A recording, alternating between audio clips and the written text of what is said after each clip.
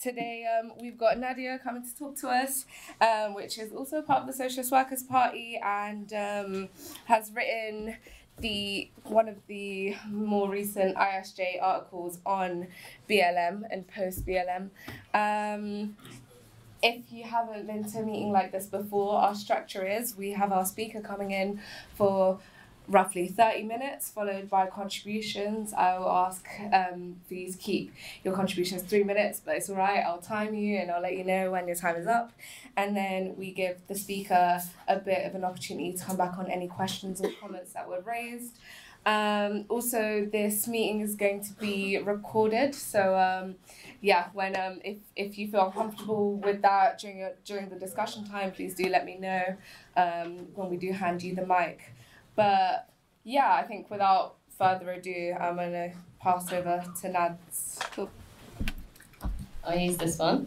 A big welcome again to everyone to Marxism Festival, and especially if this is the first session you're joining for the festival, really. Here we are, 2 years on from the explosive and exhilarating Black Lives Matter movement that was sparked by the murder of George Floyd by white police officer Derek Chauvin. And I think it's worth saying, this was the biggest social movement in US history. Literally, millions of people took part in protests, marches, and local rallies that spread across every state in the US. And there's more to say, though, when it comes to the reach of the Black Lives Matter movement in 2020. Firstly, in the US and in the UK, where the movement was biggest outside of the States, it wasn't just in the big cities that you saw Black Lives Matter mobilizations and so on, and people answering the Black Lives Matter rallying cry. Actually, what was quite interesting and different from previous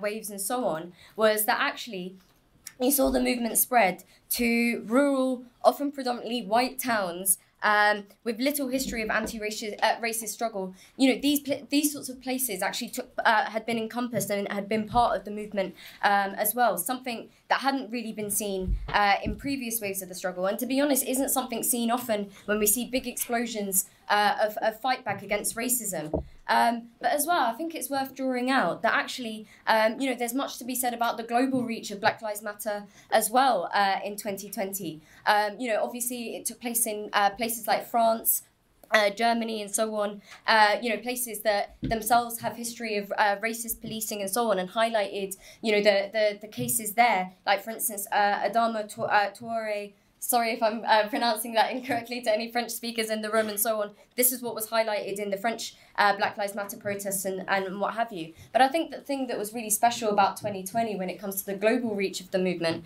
was that actually, the protests and the mobilizations to respond to the Black Lives Matter rallying cry, they also happened in the global south as well, not just in places like Brazil and so on. It took place in New Zealand, where only 1% of the population actually is of African or Caribbean heritage. Nonetheless, you saw Black Lives Matter mobilizations there in New Zealand that linked up with the Pacific and Maori people who had also been discriminated against in New Zealand in order to actually, to be honest, to protest, to challenge the plans of the new, government of New Zealand at that time to do trial armings of the police.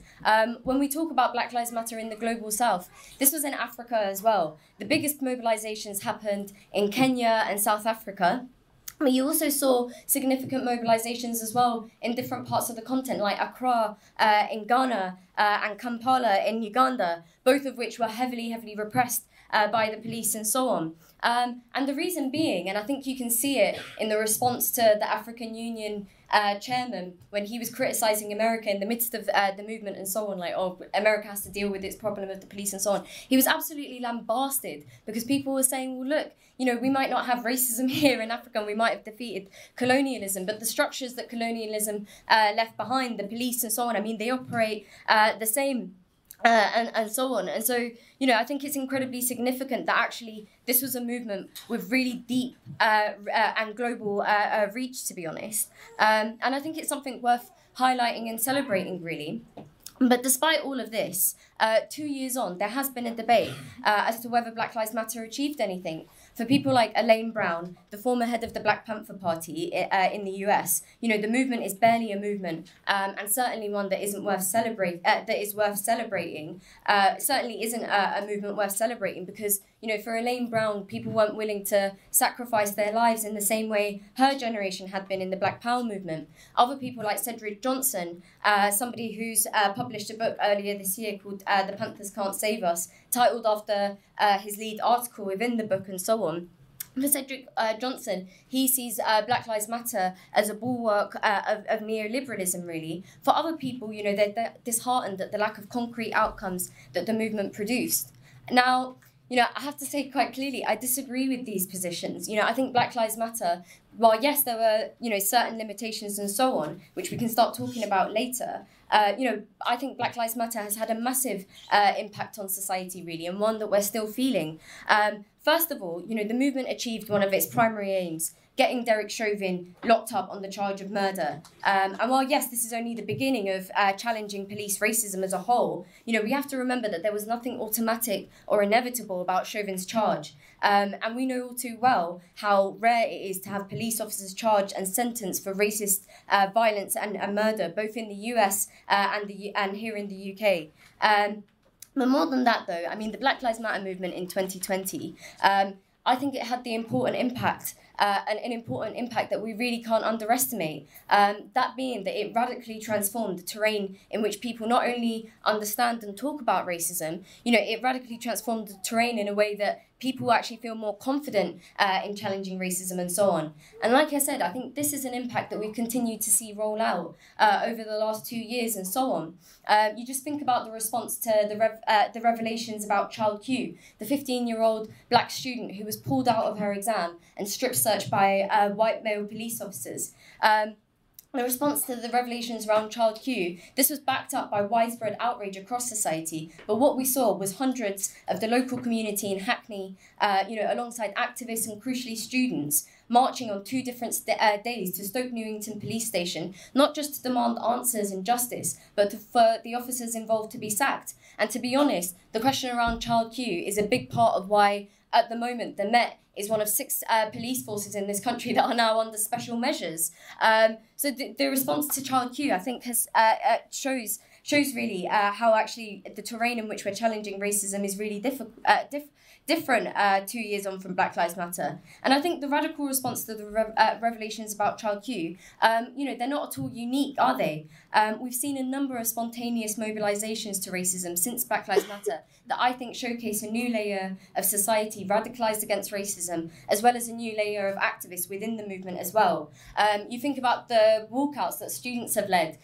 First, we saw last year students in Pimlico Academy in South London walking out against protesting en masse in their school against racist uniform policies that discriminated against women, students wearing headscarf, and students who have afro hair and so on. You saw something very similar only a few months ago in City and Islington College, where students walked out from this FE college en masse because of stop and search measures that have been introduced in their college and so on. And I think, to be honest, when you look at the student walkouts, and those are just to name 2 of the biggest ones, you know, they're really very much in the same vein as the mobilisations we've seen against deportations and attempts to deport people and immigration raids and so on. First, we saw a year ago Glasgow, and almost a year to the dot, we saw attempts to deport people turned back by spontaneous local and mass protests in Edinburgh as well. In Hackney, not long afterwards, you saw, after people saw police officers, you know, harassing delivery riders and what have you.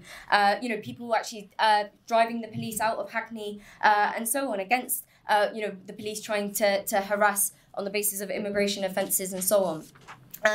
You know, I think there's lots to show in terms of the different responses to racism in its different forms and so on. A new layer of people who've absolutely been radicalised against racism, really. And I think as well, the movement's also nurtured a huge thirst for ideas, really, a huge thirst for ideas in terms of challenging racism and oppression. Something that I think is reflected in the wide range of books that have become popular, as well as the things that are being produced for TV and film. Things like the film Judas and the Black Messiah about the revolutionary Black Panther Fred Hampton, or the fact that books like books like Rennie Edo Lodge's books like, for instance, the works of Rennie Edo Lodge. I'm no longer talking to white people about race and so on, but also other books and so on. I mean, they've resurfaced and enjoyed new readership and what have you. Really, I think all of these things, to me, show how actually there's been a huge impact on society from the Black Lives Matter movement. That actually is one that we not only have to recognise, but recognise if we're actually going to build on it and build on those strengths and so on. Now, besides all that I've mentioned, I think if the movement had no impact, to put it simply, the ruling classes wouldn't be working so hard to undermine Black Lives Matter, something that happened from the very start of the movement and continues today. And we've seen the backlash in two ways from the ruling class. On the one hand, there's the ideological backlash, and on the other hand, there's the backlash with repression. In the US, we've seen Biden not only openly opposing the demand to defund the police, but also intensifying his rhetoric of being tough on law and order and so on, something that's really been a green light to the right, who treat protesters as violent and rioters, just as they had with the movement in 2020. This goes alongside the repression, really. The Biden administration has been surveilling Black Lives Matter activists in order to charge them and deter them for whatever they'd been involved in at the height of the protests and mobilisations and so on. And here in the UK, I mean, we know all too well how the Tories have been relentless in trying to undermine the common sense of the movement. You just think about things like the Sewell report that denies the existence of institutional racism, or even the various different education secretaries we've had, we've had since 2020, making it very clear that they absolutely dismiss any calls to decolonise education and so on. Actually, Nadhim Zahawi, the current education secretary, has gone a step further and said that actually we need to start teaching in schools the positives of British Empire. Nonetheless, I think, like the US, the Tories' ideological attacks on the movement and its gains, these have gone hand in hand with their drive to ramp up repression, especially when you think about things like the increasing of police powers through the Police Crime Courts and Sentencing Act, or things like the expansion of Section 60, even the bringing back of the gang matrix, the massively discredited gang matrix and so on. And so I think when we look at the backlash of the ruling class to and since the Black Lives Matter movement, it really becomes urgent that we not only celebrate the movement that threatens them so much, but also we learn the lessons from it in order to move forward. More than that, though, I'm going to take a bit of water. That helps a lot. More than that, though, the backlash from the ruling class, alongside, the other external pressures and challenges that Black Lives Matter faced, meant that inevitably, debates emerge within the movement. And many of these debates, to be honest, continue today and are going to be crucial to how the movement moves forward and what that looks like. Now, I talk in greater detail about these debates in my article in the ISJ, which I hope people will buy and read and so on. But I'd like to draw on some of these debates briefly using the time I have here. And the first debate I really want to draw out is on the question of the police, really, because while the issue of the racism of the police and their violence towards Black people was really the igniting issue of the Black Lives Matter movement, the solutions massively varied within the movement as to what to do with the police. Firstly, even though defund the police became a mainstream slogan of the movement, the vast majority of people at the height of the protests, and more so now, think that actually we need the police and reject the idea of absolutely getting rid of them and so on. Secondly, though, the slogan of defunding the police has proven to mean different things to different people. For some, it means cutting or diverting funds away from the police and into other areas. And for others, this slogan is really about abolishing the police, really. So, for instance, I think you can see this in a statistic that came out in the wake of the 2020 protests. 77% of Americans understood defund the police to mean changing the way the police operate and so on through things like removing funds or what have you. Only 18% really saw this to mean abolishing the police altogether, really. I think it's worth saying, though, as well, in some cities, the movement did succeed in beginning attempts to defund the police. But 2 years on, most cities that did so have largely reversed the process. But more than that, where cities did reduce or divert sections of police budgets, this really had very little impact in the way the police operated. As really they were able to mitigate the cuts and were defended from it in various ways and so on. So, for example, in Seattle, where initially council members had pledged cutting the police budget by 50%, this was eventually watered down to 18%. And when those cuts were put through, the police managed to mitigate it in terms of how it affected the way they operated and so on by just moving things like parking tickets and traffic regulation and so on out of their police budget. And so, the things that actually drove people to the streets, the harassment of the police in poorer areas towards black people and what have you, these things were untouched by the budget cuts, really. In other words, I think what we can see is that it is meaningless to cut police budgets without wider changes to the police and connecting it crucially to wider challenges to institutional racism, inequality, especially the institutions that have to work with the police and so on. And I think flowing from that, we really have to look at the role of the police in society, because, we would say that the police have the function of suppressing ordinary people, working class people, in order to uphold really a system where a tiny minority have privilege over the vast majority of us. They have privilege, but they also create their wealth out of the backs of the vast majority of our labour and so on. That system has racism hardwired into it. And in order, it has racism hardwired into it as a means of divide and rule, really. That's why, something like racism that's so hardwired into the system, it's inseparably embedded into the police, which has the task of upholding that very same system. Now, I don't have time to go further into the police, but if people wanted to discuss it further, obviously people should raise it in the discussion. But as well, we're going to be having a meeting tomorrow on abolition, can we get rid of the police, where, to be honest, we should continue these discussions and so on, because there's lots to raise around it. But moving on, as had happened with previous black liberation struggles, the Black Lives Matter movement in 2020 faced huge pressures to be incorporated into the state and respectable politics in the US, mainly by way of the Democrats. Considering the fact that the Black Lives Matter movement began under the Obama administration, as well as Obama's bad track record with the Black Lives Matter movement in his presidency, considering these things, when it came to 2020, many looked to Joe Biden, who was the presidential candidate at that time, with a lot of suspicion. And this suspicion often underpinned a more confrontational stance with the state and establishment for people within the movement. More protests, more occupations, more street rallies, more self-organisation and so on. But despite this, sections of the movement in 2020 did get pulled into throwing their weight behind Joe Biden's election campaign against the then President Donald Trump. And more than that, really, Biden making Kamala Harris his vice president was something that was met with a lot of enthusiasm for many people. For that section of the movement, really, the fact that Kamala Harris could become the first black female vice president, this was enough to warrant the support of the movement behind her and the Democrats, really.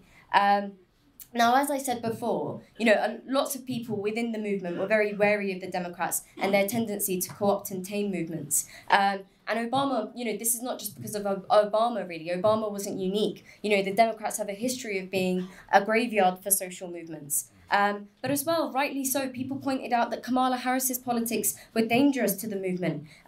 For instance, in her track record, she had things like not supporting independent investigation for police using deadly force. She stood against the use of body cameras on the police. And more recently, to be honest, she's continued with that track record by lining up with Biden and openly opposing any calls to defund the police and what have you.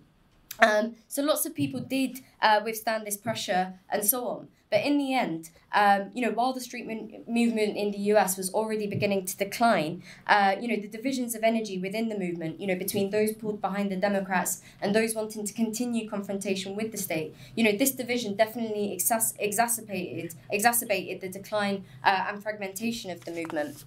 And I think for us as revolutionary socialists, both here in the UK and for our comrades in the US, our stance was clear. The Democrats are no friend to the movement, and they're really a party for the ruling class. And so their interest is to demobilise and de-radicalise the movement. Any movement pushing forward means resisting the pressure from the Democrats and the pressure from the state to be co-opted and incorporated, really. Now, I think the question of co-option versus confrontation with the state and establishment, I think it slides quite nicely into the question of how we organise, to be honest.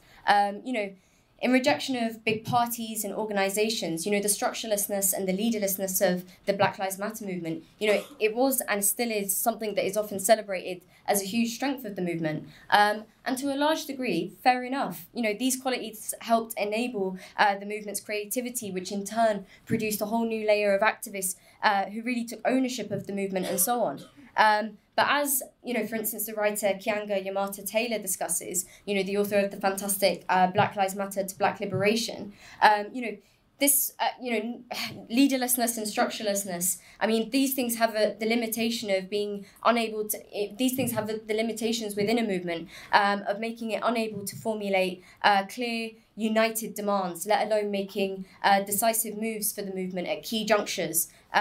Again, this in turn allows for fragmentation and is something that had happened to some degree in 2020 with the Black Lives Matter movement, but to an even larger degree with the Black Lives Matter movement in 2016, really. And you can see in 2020 how much of those lessons have been learnt, really. And nonetheless, I think to add to what I was saying, while debates can be had on social media, through blogs and so on, something that, again, was seen as part of the strength and new organising of the Black Lives Matter movement in its leaderless and structureless nature and what have you. While people can have debates on these sorts of forums and so on, this doesn't mean there are always effective ways for conclusions and decisive action to be decided, to be honest. And as well, these forums aren't always the most democratic either. Having more of a hearing when debates and so on are had on just social media or blogs and so on, having more of a hearing doesn't necessarily have to be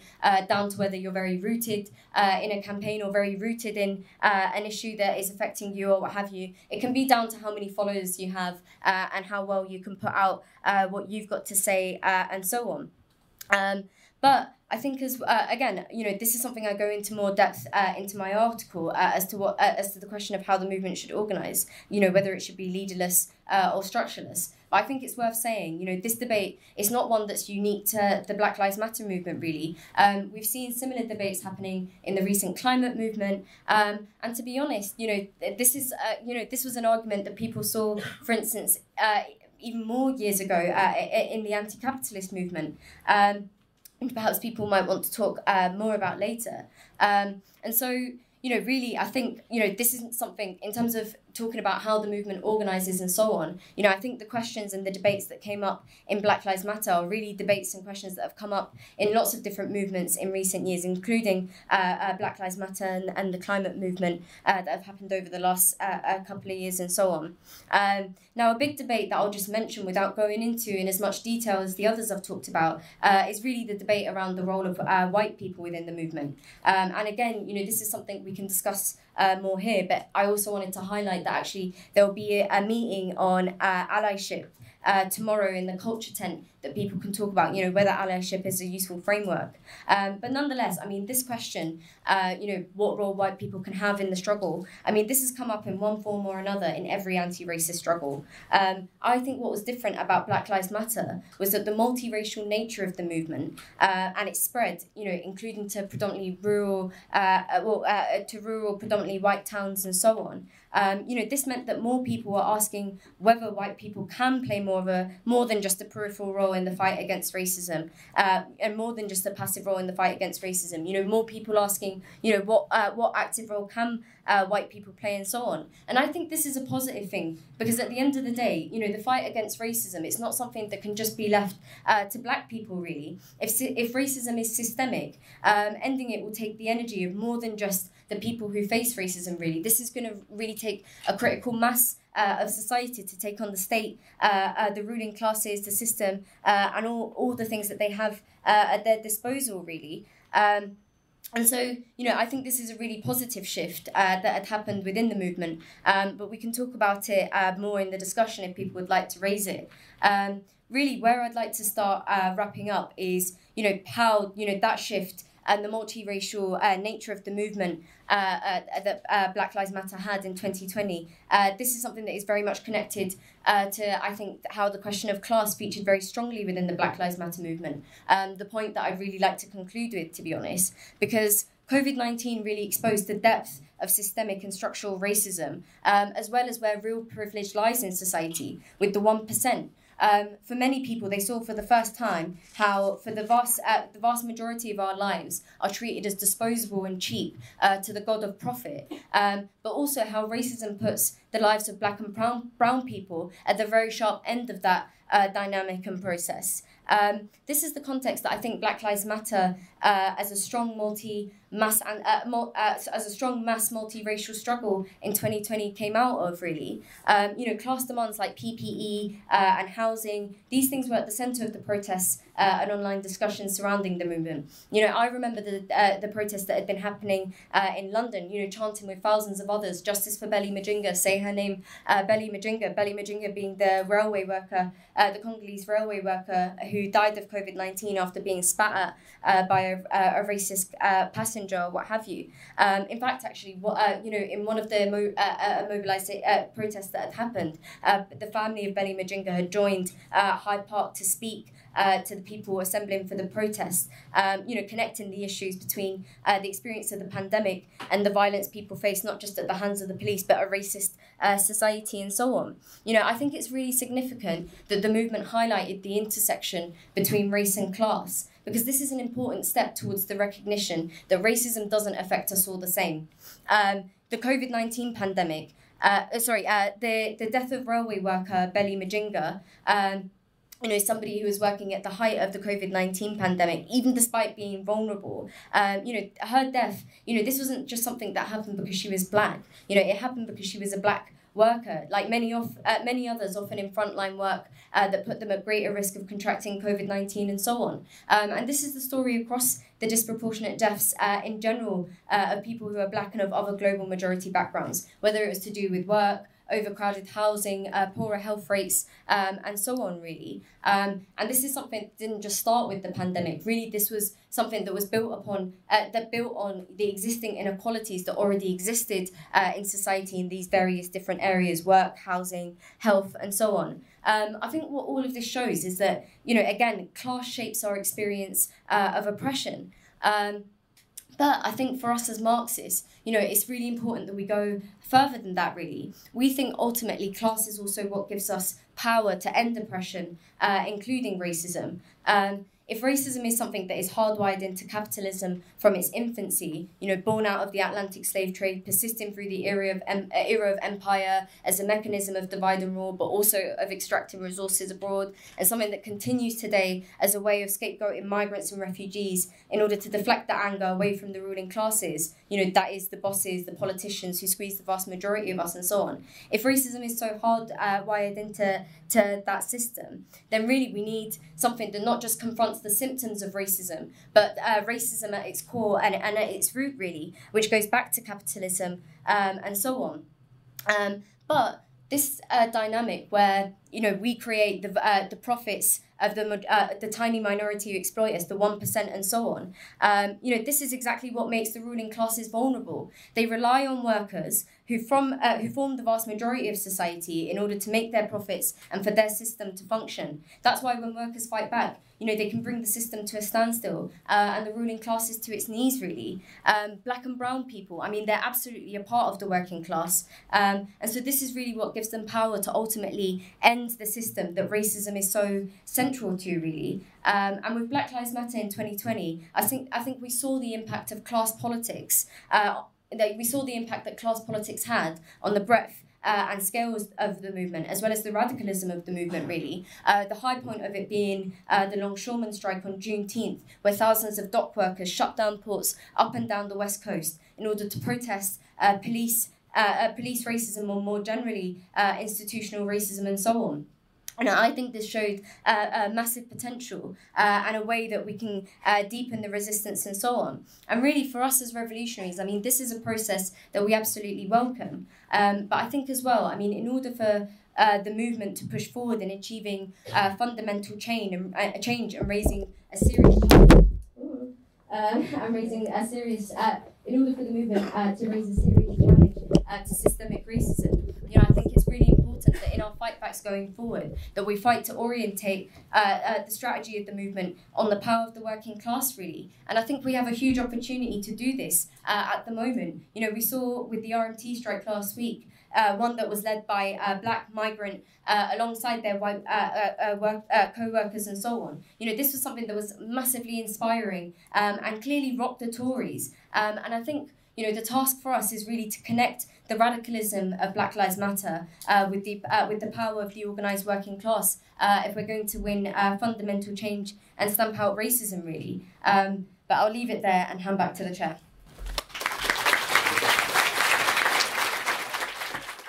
Right, so I guess I'm opening the floor. I'm going to take you and then you. Right, go. Thank you very much. Everyone hear my lovely voice? Right. Black Lives Matter was one of the broadest but also radical moments I've seen in my years on this earth, and I'm only 25. This movement reached beyond the main cities in over 750 places. In response, this triggered 17,000 members of the National Guard who were mobilised ready to support the racist establishment in America. That was basically the same number as active US troops deployed in Iraq, Syria and Afghanistan. This movement revealed the corruption of the state in great detail and was the reasons that led to Donald Trump being kicked out of the White House, or one of the reasons. The legacy has left many transformed opinions and discussions about race, identity and history and the reality of our racist system. Martin Luther King said about the 1960s, black people have slammed the door shut on a past of deadening passivity. These are our bright years of emergence. To this day, people still talk about Black Lives Matter and also what the role the state does in society and how it oppresses people, like, say, like Child Q, or their role in detention raids like they tried in Glasgow, Edinburgh, Hackney and recently in Peckham. It also led to the removal of racist statues and for the truth of colonialism to be taught in schools.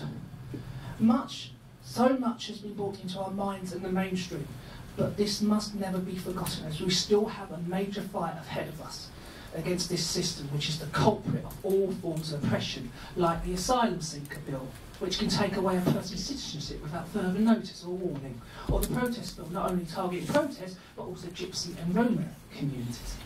So while this system is continuing, I'm not going to wrap up now, while this system is continuing, we will always have this oppression. This is why we need to get rid of capitalism and have an alternative. I would say that's socialism. It's either socialism or extinction. Thank you.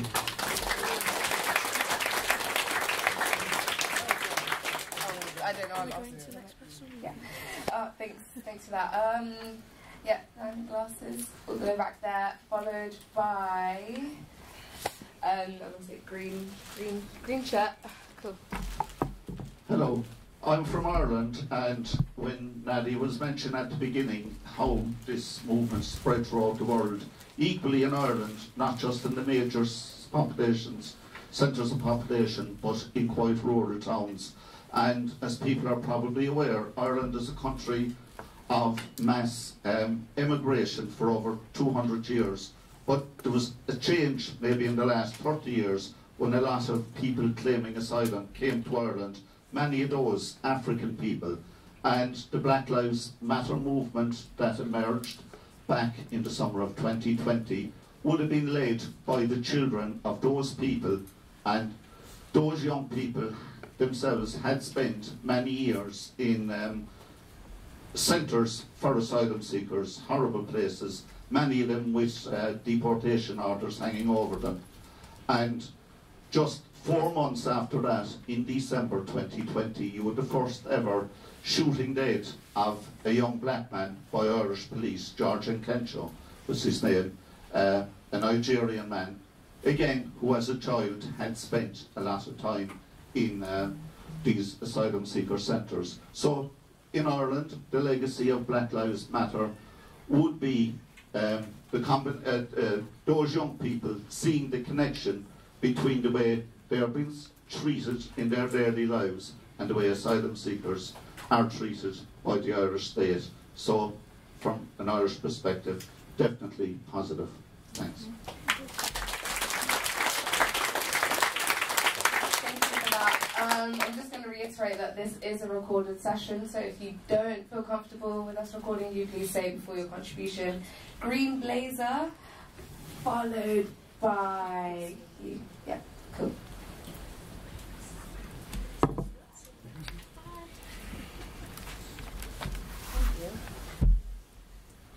Yeah, from my perspective in the States, I just wanted to talk about what I'm seeing in terms of the consequences and outcomes of the movement for Black Lives. I think tactically, progressive folks have been talking and pushing in their communities about reimagining community safety, a la Angela Davis, and so leading with not just defunding the police, but how we are funding mental health care and education instead.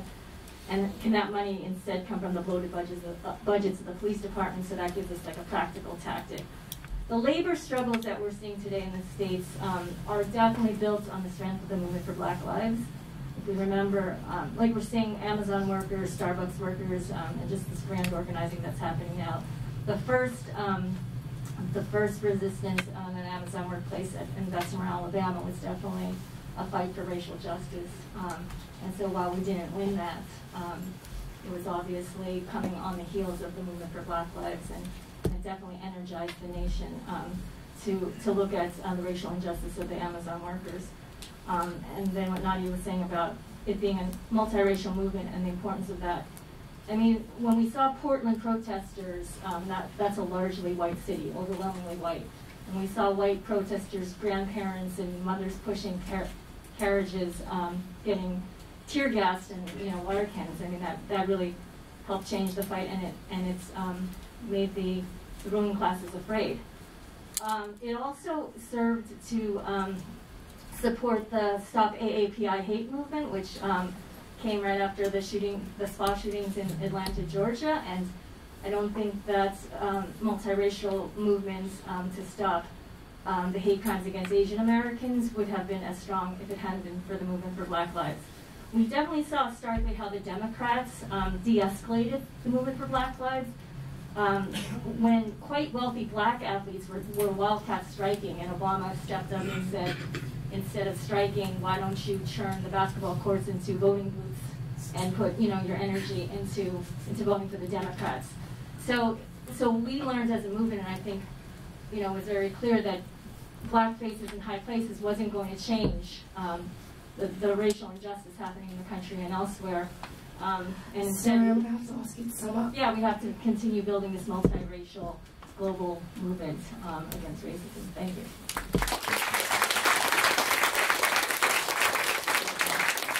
Yeah, and then followed by woman with glasses. Hi, thanks for that, Nadia. I just want to come back on a number of points that you raised, which I thought are really important points. Namely, the impact of the movement. For me, it was good that a chap called David Starkey, people may know the name, he's a notorious racist commentator. It exposed him as such when he came out after the Black Lives Matter movement. He made a comment about the African slave trade. He said basically it wasn't too bad because there's so many black people around. Actually, he got ousted from the BBC, lost his fellowship at Cambridge and so on and so forth. So it's good that it exposed the racists and kicked them out. I think another important legacy of the movement of how it absolutely has transformed the movement for climate justice and climate change in an unprecedented way. Just to let you know, I've been involved in a campaign in North London about the Edmonton incinerator. It's been going on for years. The first time I heard about the campaign, the arguments against it were very good climate arguments. Yeah, it's toxic air pollution, CO2, all the rest of it. But I'll tell you one thing, you did not hear that it was an example of environmental racism. Only after the Black Lives Matter movement happened, you saw within the campaign I'm involved in, a young black woman from Black Lives Matter in Enfield getting to the top of our campaign and pushing it even further. That has been a dramatic change. The fact that climate movement now, where the idea of, basically shitting on the global south as an example of racism, it's not confined to that. The incinerator is put in North London because that community is 60% black and brown and ethnically diverse and mixed. And they think they could get away with putting it there, not where it's generally whiter, more wealthier, where the air is fresh. In those communities, their rubbish gets dumped in a black community in North London. So the good and important thing is that it's, it's raised racism within the climate movement. One last thing I made, when you look at the struggle in the 60s, I'll tell you, it's interesting that Nadia said some of the best black activists look at the BLM movement and say, look at that, it's white, white activists, and it's just all performative action. And in a way, that ridicules the movement, and that's a response from black nationalists, and it's not a response you just seen from this movement. Way back in the 60s, when there was a mass struggle led by, Martin Luther King, the civil rights movement, that movement was also ridiculed by the separatists, the black nationalists, especially in the Nation of Islam. And I'll end on this. Malcolm X broke from that tradition. Instead of laughing at the civil rights movement, he thought there was a struggle and he joined it. And that was a break, you see. So I think the movement showed the limitations of black nationalist ideas. White people outnumbered black people 3-1 on these demonstrations, every demonstration. If white people were possessed with, hardwired racism, no way would we see such huge numbers of white people on the streets with their black and brown brothers and sisters. And I think the potential for that to happen again is there. It's part of the dynamic of this system. Our job is to organise the best people to follow it to its conclusion and get rid of this system once and for all.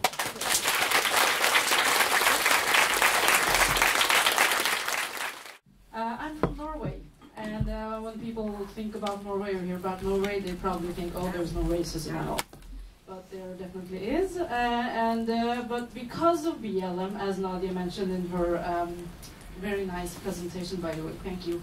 You mentioned that a lot of people are pessimistic about what the movement has achieved. Well, you could say that it should have achieved more, but in Norway at least we have had more representation of brown and black people in cultural life on television and film, and people are really interested in hearing the stories from...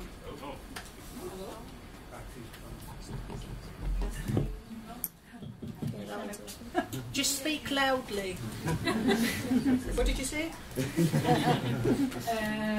Well, in cultural life, people are really interested in hearing the stories from minorities, from people with minority backgrounds. So we had a wave of books and television shows and things like that, but that's good. That's something positive, but also some people find it just symbolic that, okay, you're part of cultural life, but in political life, we still have a long way to go in Norway. But one thing that was successful in Norway, well, it's not successful yet, but in UK there's a thing called, I don't know how to translate this word in Norwegian, from Norwegian, but it's called kvitteringsordning. It's like when the police stop you, you're supposed to get a note on why they stopped you, and that's the thing in the UK, isn't it?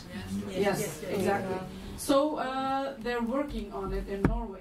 But minority organizations who are trying to develop this with the police, they're really not hopeful at all, because the resistance from the police is so big. They're like pretending that they're interested in this and they want to develop something, but it's really hard. And the police say that, well, we're talking to police in England, in England and Scotland, and trying to like adopt whatever they have. But that's like police talking to police. So we'll see what happens, but at least we have something going on. So that's, yeah. Thank you.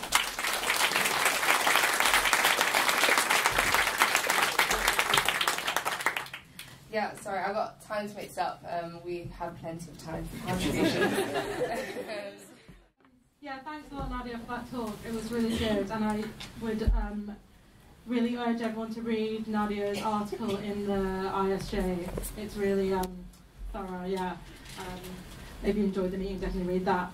Yeah, so I think obviously, like, as very well explained, it is really wrong to reject like the Black Lives Matter movement, you know, as something like neoliberal or something that really didn't achieve a lot, because, you know, it made huge gains. I think, you know, like in Bristol, you know, the people who took down the statue, the Colson Four, I know Faisal was there, they got acquitted, you know, and, you know, all the pressure on the police, it really kind of forced the police to start like making sacrifices in their own ranks. You know, the police officers that, you know, took those disgusting pictures with the dead bodies of the sisters, I can't remember their names now, but people should definitely say their names because I can't remember them right now. But yeah, and I think, you know, it was also successful, rightfully, as Nadia said, because it, you know, it kind of rejected that like divide and rule. You know, it was a broad movement, it was a really radical movement. You know, it was, you know, black and white people, communities coming out, and it really stretched really far. And I think, you know, we've really got to like build on all of that now. I think obviously that, you know, that we've got like a cost of living crisis. Everyone, I'm sure everyone is feeling the pinch. Everyone knows that we're, you know, that our energy bills are going up and people are being forced into like destitution. And, you know, in these times, what do the Tories do and what do the ruling class do? They like ramp up racism. You know, the racism that like comes to the top of society, the racism that like is really, you know, what is like so tied into the system. And I think like, how do we fight back at that? You know, it is by seeing workers fight back. You know, it's by seeing like black and white workers on the picket line, like we've seen with the RMT strikes, which has been so successful. So I think everyone should really be out supporting that, because, you know, a hit at the system is really like that's where you can like break down those like racist ideas that kind of permeate into our society. And I think, you know, like I think Black Lives Matter was so great because it was so like spontaneous. I feel like, you know, in a way it kind of felt like it came out of nowhere, and it was just like this radical force, and it had like so much momentum. But I mean, there are questions that people have raised, like about, you know, it being kind of, some of it being pushed into like supporting the Democrats or voting, or, you know, like a campaign for Biden, and then kind of fizzling out after that to an extent.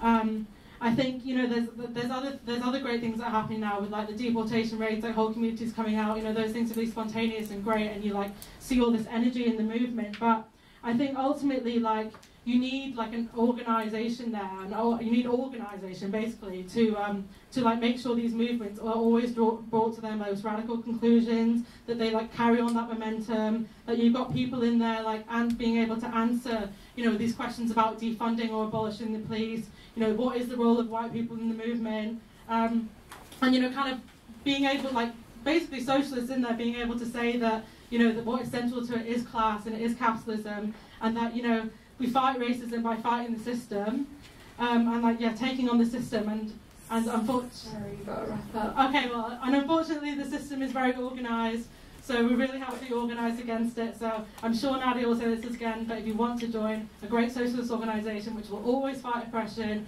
which will always fight the system, and yeah, I can't promise you that we'll always win, but we'll always be fighting. We'll always be at the front of these struggles, like BLM, like the climate movement, like, you know, fighting for refugees. And yeah, I'll just stop there. Oh yeah, join us.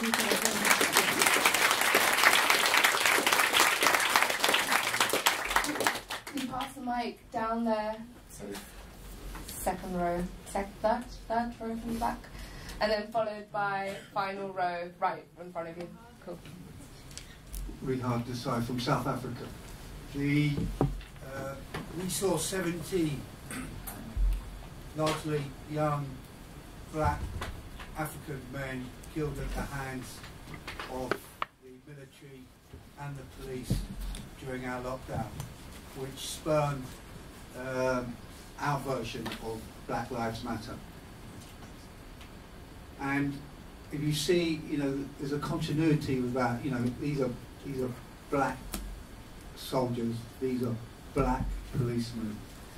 People have to start asking the question about class in the consequence, you know, following that. And there were some really good discussions. But I think if we look at the deportations around Rwanda now, it's again, Africa is the dumping ground. who is being targeted. It's young, single, black, African men and men from the Middle East. There's a long legacy of colonial policy and immigration policy which targets this group as a threat to society, and we've got to call it out. I think the key thing for me coming out of the movement, the BLM movement, and the debates that emerged once all the money side pouring in the States, was the connection between our understanding of race and class and how that gets translated into how we need to organise. And that was the key problem, because when you've got networks based on individuals with social media followings and so on, it almost becomes impossible to hold the movement to account, to give it directions. I don't know how many people have gone to Black Lives Matter's meeting here, trying to get a decision out of the meeting. It almost becomes impossible. And then, you know, quite quickly, it's all about lived experience and so on and so forth, and it mitigates against taking the movement forward. And I think, but you know, while we can say yes, has some of that's been happening in the climate justice movement or the climate change movement. It was wonderful. I was in Sheffield last weekend to see climate justice activists joining the RMT picket lines and making the links. And that's what's happening. The intersectionality of the struggle is actually, and those politics, people working through those politics are seeing massive leaps forward.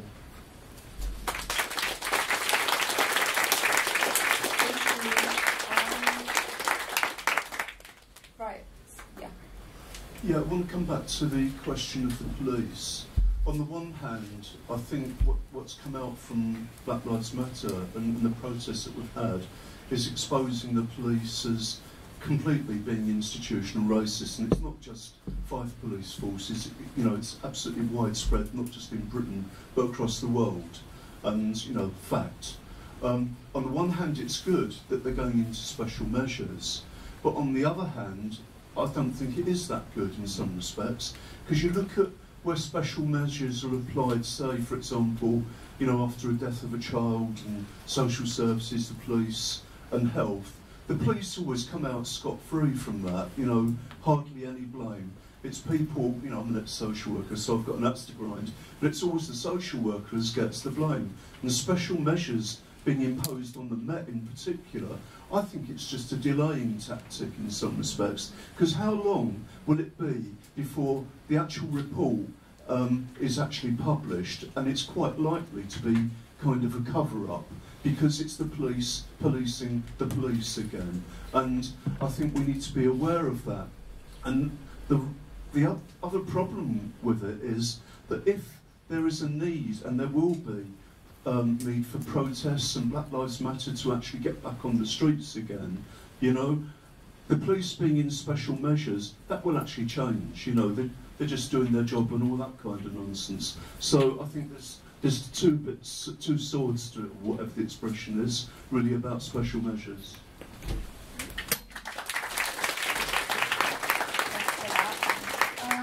get the mic down here, and then followed by, yeah. Thank you.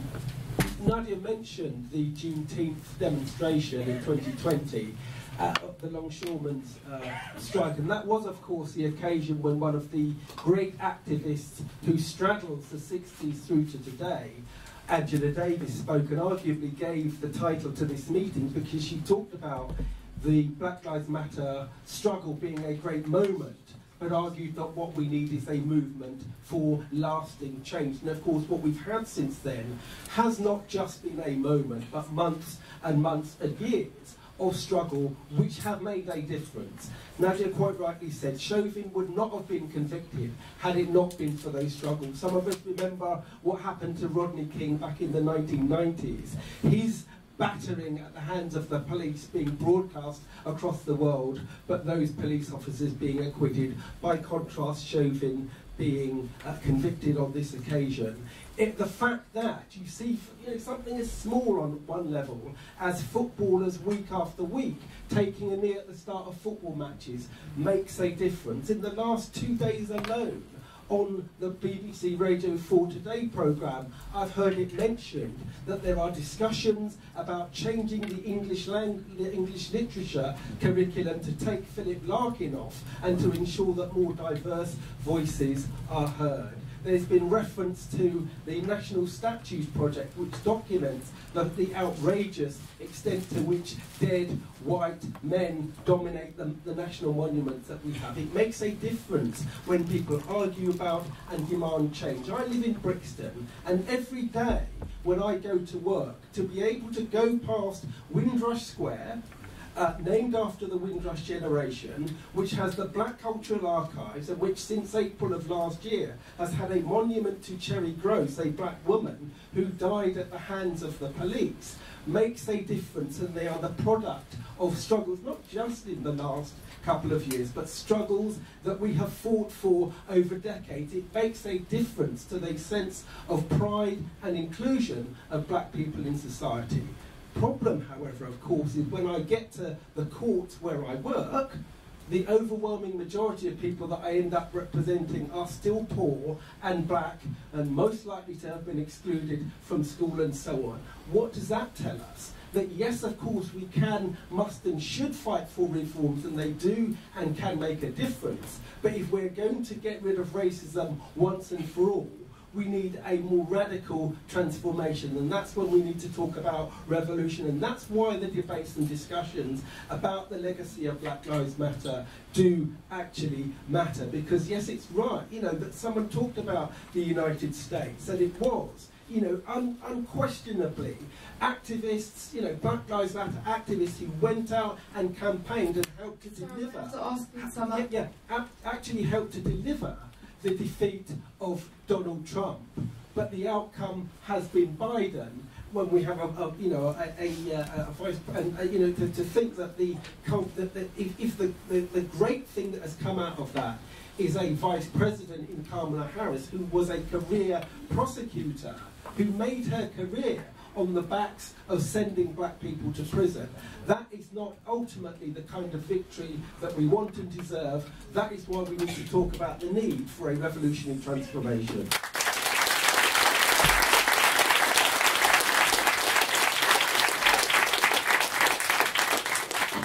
Thank you for that.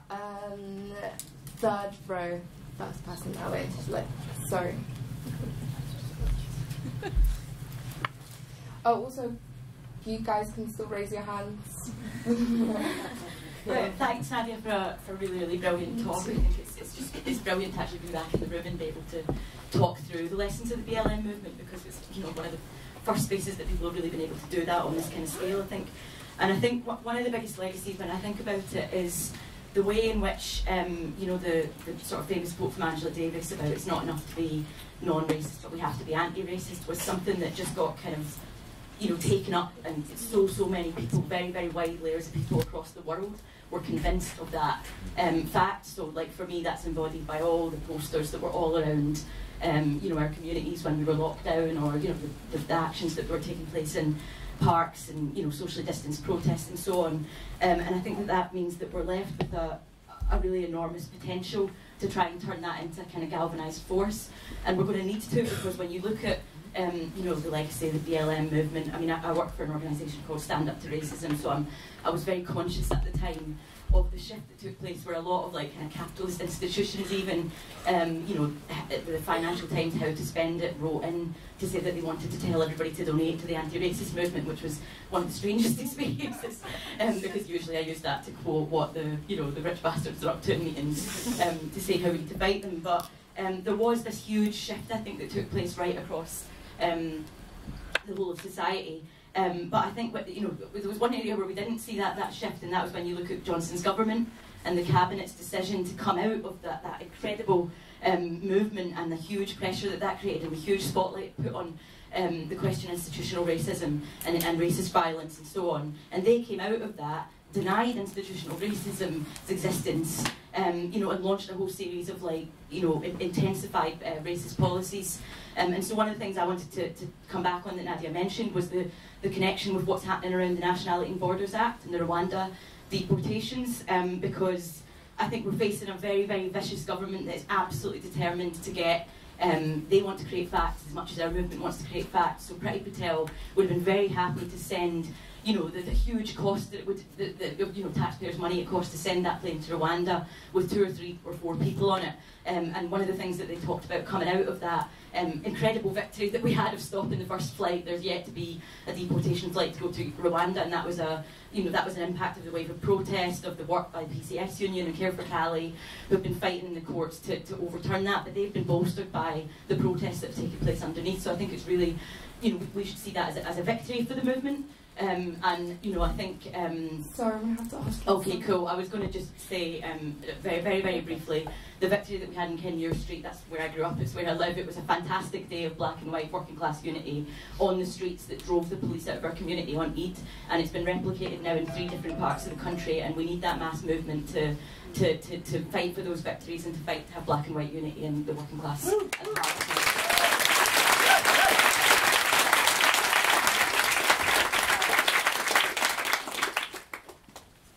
Did you have your hand up? You did, yeah.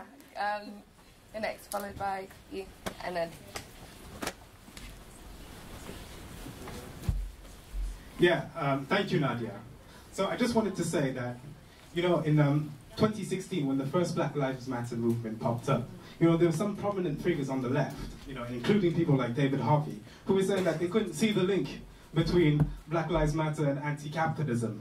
I think the 2020 protests did a lot of damage to that argument, because the Black Lives Matter movement was so successful because it managed to merge the struggle against racism, against the general frustration of the working class in the US and across the world, against the suffering and the firings that was happening under COVID. And what's quite interesting, it says a lot about the dynamics of resistance here, because the working class in America, I thought it was doomed. They were not ready to go on strike or fight for their higher wages or better living conditions. But yet you saw them explode on the street, and they were ready to fight against police brutality, against state racism, and for George Floyd, which was an incredible achievement. And I think it was eye-opening in terms of the role of white people in the struggle against racism. Because the last time there was a massive black rebellion in the United States in 1968, after Martin Luther King was died, that rebellion stayed confined essentially to the black community. Here, where you have it internationally in every single city, and you have these multiracial protests. So it really says that white people can be an integral part and partial of the movement against racism. They can be like our cannon fodder, the people on the barricades, the people who are dying under the leadership of black generals. But I also say, it raises questions about leadership as well. Because when somebody flies a plane with a sign saying, All Lives Matter in Bournemouth, where there's only 2 black people, well, you're quite happy when the white person organizes a protest as well. And that's what needs to be done, especially if you're a socialist. And another lesson of the Black Power movement, I think, is that the Juneteenth strike was really important because it raised the question of the importance of labor in fighting racism. In the sense that it implicitly recognized that racism was a product of the capitalist system and that it functioned to divide the working class so that the capitalists can accumulate peacefully. And by going on strike, there was that recognition that if you want to fight racism, we need to stop the whole economy, bring everything down to its knees. And it ties in very well to what Martin Luther King was trying to do before he died in Memphis, Tennessee, to organize the working class together to think about how we can get to shut down a whole city around the question of racism. And that's an important lesson of how we fight.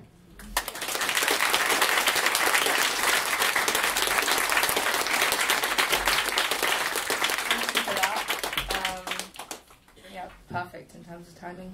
Do you want to come on in, followed by the person behind you?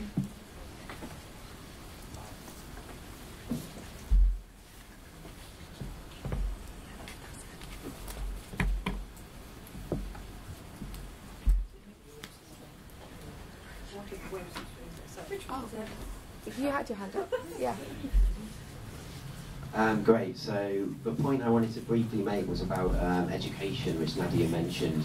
I think that's a crucial starting point for children in our society. I'm a primary school teacher, and part of the issue is sort of the unconscious bias that goes on with the DFE. For example, 86% of teachers are white. There's no compulsory requirement to teach. There's no compulsory requirements on the history curriculum, so teachers can sort of teach what they want. But the issue is we've come from a society that hasn't, appropriately taught about slavery, colonial history. So we don't really understand it. Even me as an adult, I've had to relearn and re-educate myself, and BLM has sort of provided these platforms for myself and for a lot of teachers that are currently in the profession. So I think the big thing is, not for children to grow up as empty vessels, but for children to grow up, and have that critical consciousness. And that's what the DFE are scared about. That's why they go against BLM.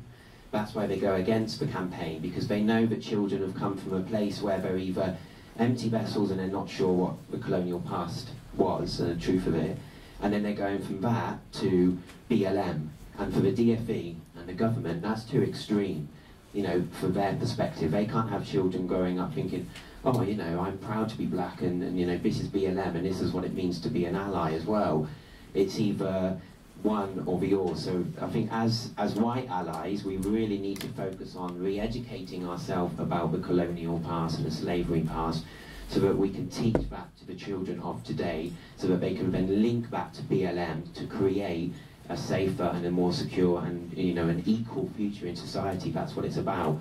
The second point, really briefly, was about BLM and sort of, you've probably seen recently with the Windrush statue at Waterloo Station, Prince William was there talking about, inequality still existing in society today. I mean, it was a big speech from him, because whoever wrote it, finally acknowledging some form of involvement from, the Royal African Company responsible for transporting the most amount of slaves from any company in history. It was an absolute joke, but anyway, he did it. But then that sort of, it squashes the movement in some ways, doesn't it? Not only have you got a Windrush statue in Waterloo Station, which some activists say had nothing to do with the Windrush movement in the first place, it should have been, like you said, in Brixton or something like that. It sort of, it takes that radical element of the movement away, and it's sort of, the royals are saying, we acknowledge that slavery existed and inequality exists. And, people are reading the newspaper thinking, oh yeah, that's great, so finally we've done something about it. But what has that actually achieved? We need to ask those questions. What does that achieve for the future? We need to look beyond this and use BLM as a platform to actually create change for the children of the future.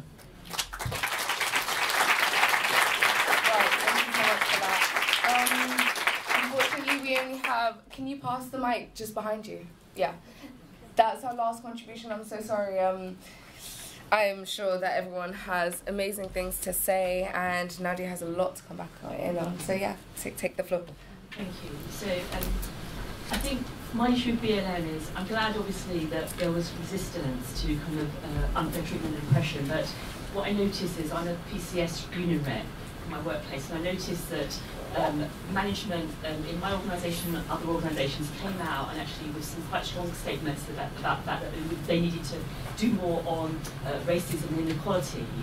But then if you look at what happened kind of following that, there wasn't any kind of real structural change in terms of who is at the top of the organisation, who is at a middle management level, so they haven't followed through on that. And I think that one of the issues is around bias, and the way that bias operates. And some people talk about unconscious bias. I don't actually kind of think that unconscious bias exists, because I think often people are aware of their biases, but they don't always acknowledge them. And I think we really need to hold progressives as well as kind of conservatives and others to account, because we're sitting in an institution now which is basically progressive. It's a university, and they have some of the highest levels of inequality in terms of who gets funding for research, who gets 2-1 degrees, who gets kind of appointed to be lecturers and things like that. So I think we haven't kind of got to grips with that yet. But also in terms of Black Lives Matter movement, Chatham House actually gave an award to one of the founders of the BLM movement in America. They came over and they were speaking about critical race theory and the fact that often people criticise it without actually knowing without actually knowing what it says in terms of the lens through which to analyse problems. So I think that there needs to be much more clarity around that, because you get government ministers, saying kind of, you're criticising or you're making it's unfair to kind of talk about white privilege or white advantage because it makes people feel kind of guilty about things that they might not have actually participated in. Obviously, we do want to work with kind of our white allies and not actually to be divided, but at the same time I think that there is a need to actually also acknowledge where there is advantage, because we live in a deeply kind of unequal society. And then I just wanted to quickly say that Ibrahim Kendi, who wrote How to Be an Anti-Racist, he says that often people say they're not racist, but this is a decision that I've made. But if you look at the outcome, if you analyse it in terms of the outcome, does it kind of reinforce existing inequalities or increase them? That is the real test of whether or not a policy or a practice is racist or not. So I'll just stop there. And just on the last point on the conviction of the police officer who murdered George Floyd. I was really I'm so pleased that happened in terms of the conviction, but that only happened because it was a multi-ethnic jury, as in a very diverse jury. And if that hadn't been the case, then I'm not sure that we would have got that conviction. Thank you so much. Thanks everyone for your contributions. I'm going to bring Nadia back in for the last 10 minutes to just come in on any points and comments. I'm sure we can't cover all of the ground, but many things to think about. I'm just going to give a shout out to bookmarks. You can find bookmarks in the Graduate Centre and find a lot more books on anti-racist work. You've got Black and British, which is quite new. All three of these, and also a shout out to the International Socialism Journal, which Nadia does have an article on inside this to do with post-BLM. Where do we go from here? But yeah, I will bring Nadia back in and let you guys get off with the rest of your day. Right? Thanks everyone. I thought that was a really full and thorough discussion, and I'm going to do my best to get back to, respond to as much as I can that people raised, really. But I think, to start with the point around the special measures that the police have been put in, the point raised at the very, in midway through the discussion at the back, I think, to be honest, we've got to be clear when it comes to the special measures that the different police forces have been put under. The reason why I think it's something to see as a good thing is, I think actually what it shows is that they have had to recognise the police force can't go on and the government can't go on without showing some sort of recognition that things are going seriously wrong within the police force and so on. And the fact that the Met Police was included in this, I think they would rather not have to put their police under special measures and so on. So that's what I want to highlight, because actually I think a lot of the time, people, it goes back to the question at the very start of the meeting. I think a lot of the time people can feel very disheartened at seeing such an explosive movement, but the reality on the ground not changing enough for ordinary people.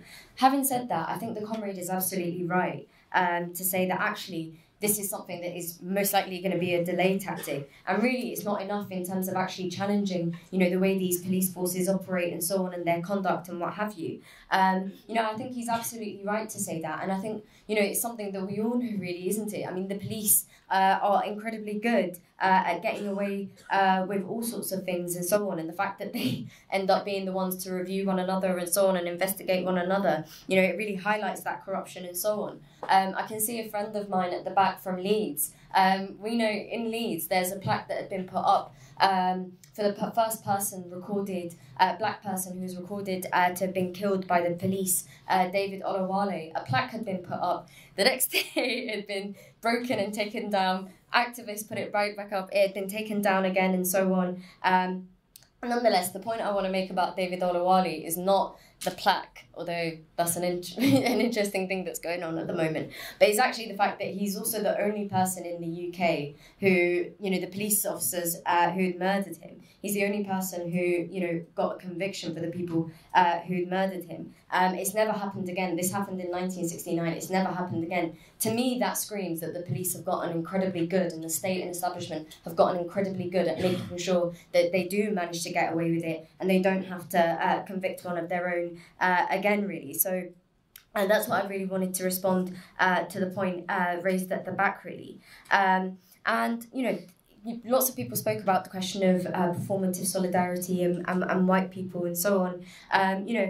I think it's absolutely right when people say, the Black Lives Matter movement in 2020 would not have been so large and so threatening to the establishment and to the ruling classes if it didn't bring together people of all different backgrounds, not just white people, but quite crucially white people, but also people of other global majority backgrounds, Asians in America, a lot of Latinx people and what have you, and so on. I think, comrades are right to also raise as well that, here in the UK and in the US, black people alongside other global majority people, we only make up a minority of the population, really. So on the one hand, we saw actually how a multiracial struggle really accelerated what the potential of Black Lives Matter and what it could achieve in 2020. But as well, I think we're confronted with a very pragmatic question that if we're taking on systemic racism and so on, especially when people who experience racism in places like the UK and the US only constitute a minority of society, we do need allies and we do need support and so on. And I really like the framing and the way people describe. To be honest, my favourite way that I've heard the Black Lives Matter movement being described, and I think it's really important, is, this is a movement that was made up of a diverse army with black generals. And I think I really like that description, to be honest, because, on the one hand, it recognises the multiracial nature of the movement and so on, but, makes clear that actually that didn't take away at all from the fact that this was still black-led and what have you, really. And these things do not have to be an either-or, as they are often presented by other people looking to challenge racism and so on, like black nationalists and what have you, really.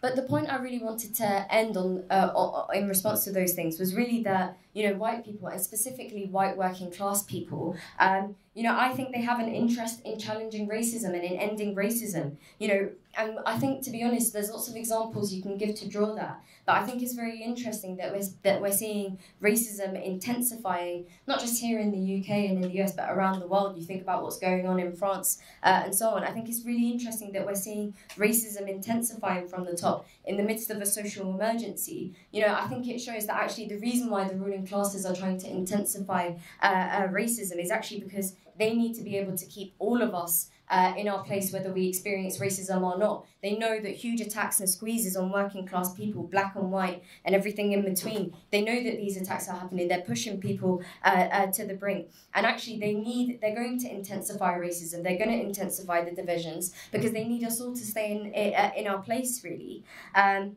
So I think, when it comes to the role that that white people can play in the struggle against racism, I think absolutely they have a very important role to play in the struggle against racism, which ultimately is there to uphold all of our exploitation and repression and so on. I think it's important to say as well, in terms of the impact Black Lives Matter had, I think people are absolutely right to talk about how, it transformed and really sort of gave a lot of energy to other movements and so on. It was right for the comrade to talk about the climate movement. I think you saw this in the response to the murder of Sarah Everard as well. The fact that people, the movement, the response to Sarah Everard, the various vigils and protests that had been organised, really put the blame squarely in terms of her murder by police officer Wayne Couzens, put the blame squarely not just on the individual Wayne Couzens, but actually the systemic sexism in the police force, and generally opened up questions about how sexism is something that's systemic as well, shifting it away from just seeing it as a problem with individual men and so on. I think this is an important step forward. Within the movement itself, to be honest, I was reminded of this when Rehad was speaking, who's produced fantastic films on different elements of South African history and so on. The decolonise movement, something that started in 2015. I mean, this is a campaign that started in South Africa when it had moved over to the UK and so on. It was a very inspiring campaign, but one that, in the different campuses that it existed, could only really mobilise a few hundred students in the UK, including Oxford and so on, maybe some lecturers and what have you. You look at what decolonise became in the midst of the Black Lives Matter movement. You just look at Oxford, they had their campaign for a long time to get rid of the Cecil Rhodes statue. Again, like I said, this used to just be a few hundred students or what have you, and maybe some lecturers, in terms of the biggest mobilisations they could organise and so on. 2020 hits, and actually, to be honest, you saw not just hundreds but thousands of not just people who study at the university and work at the university, but crucially the local community with all the different backgrounds and so on that existed, that lived there and so on. You saw a whole community response to this question and so on, and using it actually to open up wider questions about racism and what have you in education, and the question of black admissions, the treatment of black staff and so on. And so I think it is important that we draw out, and I'm glad comrades have, the way that Black Lives Matter has impacted other movements going forward, really. And I think this is something we want to fight to deepen in the different fightbacks and so on that we engage in today. The other point I really wanted to make is that, I absolutely agree, lots of institutions made statements and pledges against racism, and much of that 2 years on, not all of it, but much of that 2 years on hasn't been something that's been followed up by, structural change and what have you, and I'm glad for the person who raised all of that and so on. But I think this is very much an ongoing fight and what have you, and I think it's a fight that really needs to bring together the different layers of society. Not just workers, but also people in local communities and what have you, and so on. Really re-infusing the layers of society who've been radicalised and given confidence by the Black Lives Matter movement and what have you. But again, going back to what I was talking about in the introduction as well, how we move forward and so on. There's nothing automatic about that, and I think we can all play a role in actually trying to organise spaces and what have you, where people can talk about, what moving forward means and how that ought to look and so on. Because again, there's lots of different political outlooks and so on within the movement. I suppose where I really want to start wrapping up is going back to what I spoke about in the introduction, really, because in the introduction I spoke about Benny Majinga, the Congolese railway worker who died after contracting COVID. I think it's absolutely right that in the UK, the Black Lives Matter movement in 2020 demanded, amongst many things, justice for Benny Majinga. But I think as well we should question, what does justice for Benny Majinga mean? Of course it means bringing to justice the passenger who spat on her in a racist tirade, and the buck doesn't stop there either. Her employers are responsible too. They refused her request for PPE, even with her being vulnerable at the height of the pandemic. These two things, they would bring justice to Benny Majinga and her family, who continue to fight for it today. But for me, I think justice also means making sure things like that can't happen again. In other words, I think justice is meaningless without change, really. And again, I think we have the most power to make change, let alone end racism and exploitation as part of the working class. You just look at the railway workers' strike last week led by the RMT. It literally brought the country to a standstill. Nothing could move around. And that was just the beginning. Not only are the TSSA, Benny Majinga's union, now balloting, so are workers in other sectors, including teachers, Heathrow workers, and so on. And look how scared it's made the Tories and the bosses. They're trying to rush through, new laws to undermine strikes, bringing in agency workers and so on, let alone going further than the Police Crime Courts and Sentencing Act in their ways that, in their attempts to try to expand police powers and so on. I think we can take some optimism from how much what we saw last week has really threatened and terrified the ruling classes, really. And I think it's important to say here that black people have the most power to bring down the capitalist class and their racist system that treats all of our lives as cheap and disposable, by being part of the working class, really. And again, you know, we saw that potential power during the Black Lives Matter movement in 2020, when the longshoremen strike on Juneteenth shut down ports up and down the West Coast in solidarity with George Floyd. Today, to be honest, the summer ahead looks like it could be a summer of discontent and dissent, really. And I think making sure that Black Lives Matter is more than a movement, but more than a moment, but a movement that delivers lasting change means, you know, fighting to fuse the energy, the vitality and radicalism of the movement with the power of the organised working class, really. And I think, to be honest, you know, concretely, I think, you know, whenever we see spontaneous mobilisations or what have you, if we end up joining anti-raids group chats, which a lot of which have been responsible, for instance, for the anti-raids demonstrations in Peckham and what have you, you know, when we're part of these spontaneous fightbacks, I think we should be getting into discussions and arguments as to how we actually deepen that fightback and so on, and connecting it, as people talked about, with other struggles and so on.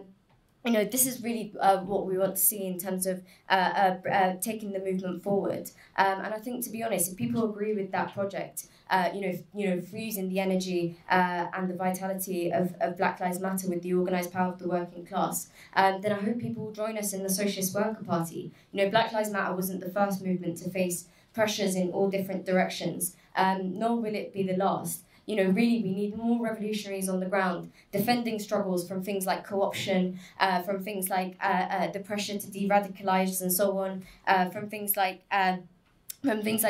repression and what have you.